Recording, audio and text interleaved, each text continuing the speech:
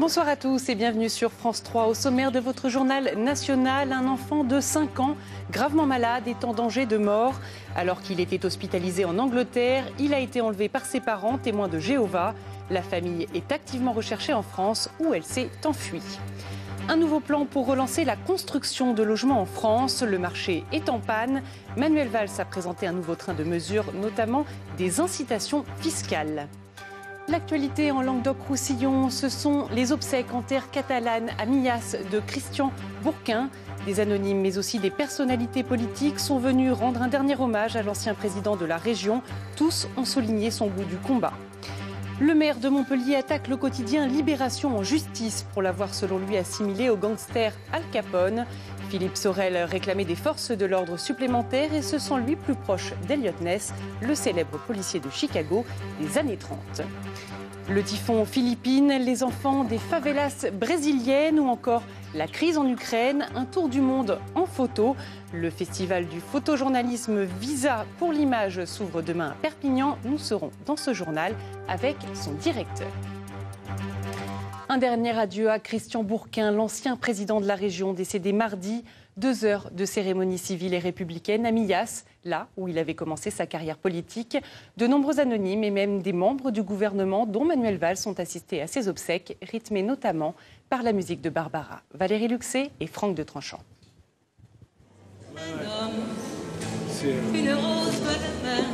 Socialistes, catalans et républicains.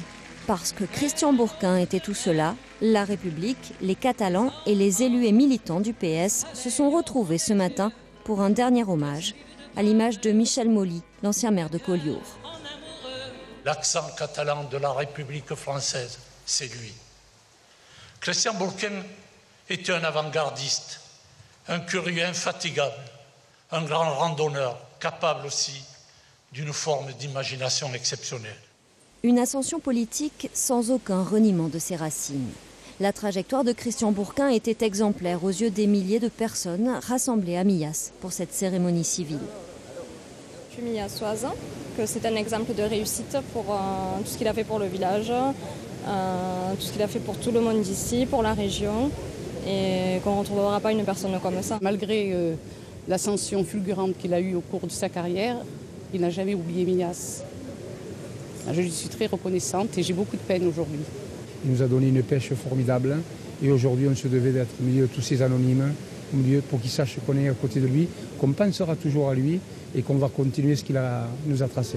Je te canterai dolce terre farida, je te canterai amb els sanglots d'una mà. Sache que je suis fier de ce que mon petit frère a fait pour notre pays, son économie, son agriculture, notre commune, notre terre catalane, à travers toute sa diversité. Présent aux côtés du président du Sénat et de Marisol Touraine, la ministre des Affaires sociales et de la Santé, le Premier ministre, Manuel Valls, a voulu faire des combats de Christian Bourquin un symbole. Christian Bourquin, la France, ce sont des origines différentes. La France, ce sont des territoires contrastés, différents comme cette belle région Languedoc-Roussillon. La France, ce sont des opinions, des caractères. Mais être français, comme l'était Christian Bourquin, c'était d'abord épouser des valeurs, des engagements, des convictions. Aux Catalans, aux enfants et à la compagne du défunt, la secrétaire d'État Ségolène Neuville, Manuel Valls a promis des financements pour le mémorial de Rivesaltes, cher au président de région. Mardi, c'est la rentrée à Montpellier. Des animateurs s'occuperont des élèves lors des activités périscolaires. La ville avait lancé en mai un vaste appel au recrutement. Il est pratiquement bouclé, mais il a fallu former ces animateurs. Ils étaient en stage pendant 3 jours. Émilien Jubineau et Jean-Philippe Faure les ont rencontrés. Encore quelques heures de préparation dans les locaux de la CAF à Montpellier. 60 jeunes y terminent une formation d'animateurs. Les nouveaux rythmes scolaires ont effectivement entraîné un besoin considérable d'animation périscolaire pour la ville. La mairie de Montpellier avait environ 300 animateurs en son sein et avec la réforme des rythmes scolaires, elle a environ besoin de 700 animateurs. Donc elle a fait appel à un collectif d'animation d'éducation populaire pour assurer une formation de ces animateurs-là. Le travail du jour s'effectue par petits ateliers qui voient les stagiaires se mettre dans la peau des enfants. Mais ces jeux ne tiennent en rien du hasard. On est sur un concept de complémentarité éducative, donc on est bien sur ce qui est vu dans l'école et repris dans le périscolaire, renforcé en utilisant d'autres techniques. Nous, évidemment, on est plus sur la question du ludique, de l'interaction. Une formation appréciée par les stagiaires. C'est des méthodes d'éducation populaire, donc c'est très agréable. Il y a vraiment un échange, donc on s'apporte tous une petite clé, une petite astuce, et le fait, plein de cerveaux valent mieux qu'un, et du coup ça marche très bien. Vous vous sentez prêt ou pas? À 4 jours de la rentrée, les stagiaires oscillent entre l'appréhension et un peu de stress. Un peu d'appréhension parce que c'est le début d'un nouveau poste, mais on a très hâte de commencer. Ça va être une très belle expérience, ces 3 ans, et à nous de nous mettre dans le bain pour faire plaisir aux petits loups. C'est le stress du démarrage, mais bon, sinon ça va, on est prêt pour mardi, donc pas de souci. Et pour mardi, on est là. Ils seront donc près de 700 animateurs à inventer pour les enfants des jeux périscolaires toujours éducatifs. À Montpellier, toujours, le maire Philippe Sorel avait réagi de façon virulente après la fusillade du week-end dernier. Il réclamait des effectifs de police supplémentaires au ministre de l'Intérieur, Bernard Cazeneuve. Mais l'affaire a pris une tournure polémique entre le journal Libération et le premier magistrat de la ville. Les explications d'Émilien Jubineau et François Jobard. Al Capone, le célèbre gangster mafieux américain, et Elliot Ness, le policier qui ont tant œuvré au renom de Chicago des années 30, ne pensaient probablement pas être remis d'actualité à Montpellier en 2014. Il aura suffi d'un fait divers, d'une phrase de Philippe Sorel après la fusillade qui a fait 2 morts samedi dans un quartier de Montpellier. Je n'ai pas du tout envie que Montpellier ressemble à Chicago. Déclaration immédiatement repoussée par le ministre de l'Intérieur et tournée en dérision par le quotidien Libération. L'affaire en restera là, pensa-t-on, autour de la place de la Comédie. Pas du tout. Ce trait de plume a fortement déplu au maire de Montpellier. Désigner quelqu'un par le nom d'un criminel célèbre est injurieux. Le vrai problème, le plus grave, il est ailleurs. C'est qu'on se morfond au quotidien, et Libération en premier, de ce que les citoyens adhèrent moins à la démocratie et ne croient plus dans leur élu. Eh bien, ce type de titre, ce type de propos, qui est méprisant, va engendrer ce phénomène de perte de confiance dans les élus, dans la démocratie. La liberté d'expression, elle est faite pour faire vivre la démocratie. Dès lors qu'elle est utilisée pour autre chose, c'est un abus. Et on ne peut pas admettre qu'un élu, tel qu'il soit, ou qu'une ville soit traitée d'une manière aussi méprisante.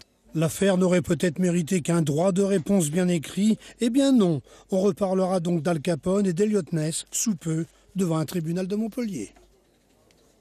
C'est une collection unique au monde, 1500 œuvres d'art brutes et naïfs accumulées par une critique d'art. Elle voulait les donner au musée des Beaux-Arts de Carcassonne, mais la nouvelle municipalité a décliné l'offre pour des raisons budgétaires. Jean-Pierre Laval et Frédéric Guibal. Les Imagiers de l'Imaginaire, c'est l'exposition d'œuvres de l'art brut et populaire que l'on peut voir cet été au musée de Carcassonne. D'autres œuvres existent, 1500, réunies par la galeriste et collectionneuse Cérès Franco.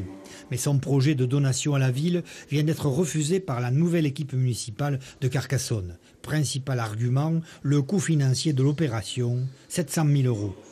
Nous n'avions pas les salles d'exposition adéquates, ça nécessitait évidemment des travaux, ça nécessitait aussi la mise en place de conditions pérennes, notamment d'exposition temporaire, de rémunération de commissaires d'exposition, donc qui engageait non seulement les finances de la ville, mais aussi, j'ose dire, la ligne artistique de ce musée, qui est un musée avec un fond XVIIe et XVIIIe siècle très important.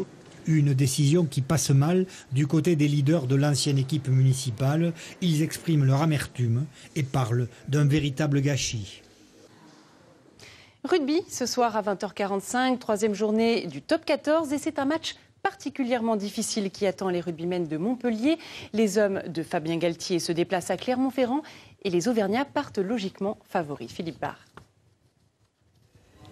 Les Jaunards détiennent toujours le record d'invincibilité à domicile. Clermont-Ferrand n'a pas perdu à Marcel Michelin en phase régulière depuis 5 ans.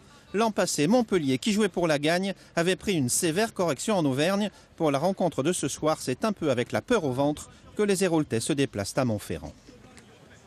C'est pas tout à fait la peur, mais c'est la peur positive, quoi. Donc on est plus attentif, j'espère. Donc c'est sûr que quand on a peur de prendre une branlée, on essaie de ne pas la prendre. Clermont reste sur une belle victoire à l'extérieur à Brive, mais reste prudent pour accueillir Montpellier. Ils ont perdu leur premier match à la maison, ils sont dans l'obligation aussi de venir chercher des points ici. Donc on est prévenus, maintenant on va essayer de sortir un gros match devant notre public. Montpellier a perdu face au Racing et gagné petitement face à Grenoble. On a bien du mal à situer la valeur actuelle de l'équipe de Fabien Galtier. On a une victoire sur 2 matchs et sachant que la semaine dernière, ça n'a pas été très convaincant, même si on a gagné. Donc effectivement, voilà, on n'est pas favori, mais on va essayer d'aller faire un bon match. Point positif, la nouvelle recrue montpelliéraine Ben Mowen devrait jouer ce soir à Clermont. Autre affiche ce soir en football cette fois, et c'est un derby pour cette 5e journée de championnat de Ligue 2. Nîmes, ici à l'entraînement, reçoit à 20h Arles-Avignon au stade des Costières. Après 4 matchs disputés et 6 points en compteur, le Nîmes Olympique réalise un début de saison intéressant et pourrait même monter sur le podium de la Ligue 2 en cas de succès ce soir, histoire de rester invaincu en championnat, mais aussi et surtout de retrouver le goût de la victoire après 3 résultats nuls consécutifs. La 26e édition du Festival international de photojournalisme s'ouvre demain à Perpignan. Visa pour l'image, ce sont des photos qui retracent les événements qui ont marqué l'actualité ou qui permettent de redécouvrir l'histoire. Au programme 26 expositions dans 38 lieux. Bonsoir Jean-François Leroy, vous êtes le directeur du festival. Alors, comme chaque année, Visa fait le tour du monde des clichés avec bien sûr des impasses, mais on croise en revanche plus de regards sur un même événement, Jean-François Leroy. Oui, cette année, on a mis beaucoup l'accent sur la situation en République centrafricaine, avec 3 expositions, Pierre Terjman, Michael Zumstein et William Daniels. Et puis on rend hommage à Camille Lepage, cette jeune photographe française qui a été tuée le 12 mai au nord de la Centrafrique. Et on a édité un petit bouquin pour lui rendre hommage, qu'on va vendre 10 € en espérant récolter suffisamment de fonds pour pouvoir lui dédier un prix dans les années qui viennent. Alors justement, pourquoi cet hommage aux photojournalistes qui ont disparu? Est-ce que c'est de pire en pire, le nombre de victimes et la nature de ce qu'ils subissent? Ah oui, c'est vraiment de pire en pire. Depuis le 1er janvier 2014, on recense 58 journalistes tués dans l'exercice de leurs fonctions. 58, c'est énorme. Alors évidemment, ça ne veut pas dire qu'on oublie les victimes civiles, mais on est quand même devant une situation qu'on n'avait jamais vécue auparavant. Et les méthodes aussi sont de plus en plus expéditives? Oui, évidemment, si on parle de l'exécution de Jim Foley, il n'y a pas de mots pour définir ça. C'est une horreur absolue, c'est une barbarie, une sauvagerie. Oui, le journaliste américain qui avait été décapité par un membre de l'État islamique. Alors, vous avez aussi une exposition phare, c'est un retour sur la guerre du Vietnam avec un point de vue singulier, méconnu, celui des soldats nord-vietnamiens devenus photojournalistes. Est-ce que ce sont ces photos, est-ce que ce sont du reportage ou de la propagande? C'est une question vraiment intéressante. C'est du reportage, mais selon l'endroit d'où on se place, ça peut être considéré comme de la propagande. Mais pour moi, c'est du journalisme, c'est du témoignage. Et si vous voulez, je trouve intéressant de montrer cette vision parce que les photographes occidentaux que nous connaissons, eux voulaient arrêter la guerre du Vietnam en disant qu'elle était horrible, alors que les soldats qui ont donné des appareils photo au Nord-Vietnam, eux voulaient continuer cette guerre parce qu'ils étaient persuadés qu'ils allaient la gagner. Rapidement, Jean-François Leroy, comment les reporters font pour partir alors que les journaux et les agences ont de moins en moins d'argent pour les payer? C'est ce que vous dites d'ailleurs dans votre édito. Oui, ils se débrouillent quand même, ils comptent beaucoup sur les prix, sur les bourses. Il y a de moins en moins de commandes de magazines, de moins en moins de publications. Quand il y a publication, ils gagnent beaucoup moins d'argent qu'il y a une dizaine ou une quinzaine d'années. Mais ils ont la pêche, ils ont envie de continuer parce qu'ils ont la mission, la conviction qu'il faut témoigner du monde dans lequel on vit. Et on peut voir donc leur travail pendant 15 jours à Perpignan. Merci beaucoup Jean-François Leroy d'avoir accepté notre invitation. Dernier préparatif avant l'ouverture demain de la 3e édition de BD à la plage. Ce festival de bande dessinée de 7 a pourtant bien failli être annulé, mais c'était sans compter le recours au financement participatif. Résultat, l'édition est sauvée et a même fait le buzz sur la toile. Valérie Luxet et Guy Spica. Les affiches sont imprimées, les cartons de bande dessinée prêts à être dédicacés. Il faut mettre la bâche, tu vois, et ou des affiches là. Et là ici, les t-shirts, les affiches, les tirés à part, etc. À quelques heures du coup d'envoi, sur la plage de la Hola, les organisateurs du festival de BD de Sète respirent. On est loin de l'orage du printemps, quand leur bébé était au bord du naufrage. Nous avons eu malheureusement la défection d'un partenaire important de l'année dernière qui nous a obligés à remettre les choses dans l'ordre autrement. Et l'idée donc nous est venue de faire appel, puisque bon, on en parle beaucoup en ce moment, hein, il y a les financements participatifs, c'est une nouvelle mode d'accompagnement financier. Pour attirer les contributeurs, ils ont bénéficié de la notoriété du parrain de cette 3e édition, Jim. L'auteur du roman graphique à succès Une nuit à Rome vit et travaille tout près, à Gijan. Résultat, 3 000 € récoltés en quelques semaines sur la plateforme de financement Internet Ulule, soit la moitié du budget du festival.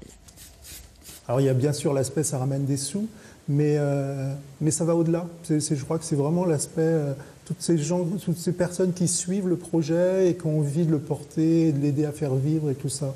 Et du coup, quand on est à la tête d'un financement comme ça, on se sent assez porté en fait. On sent des gens qui sont derrière et qui nous poussent en avant. C'est plutôt agréable. Au final, 19 auteurs et dessinateurs seront bien là dès samedi matin.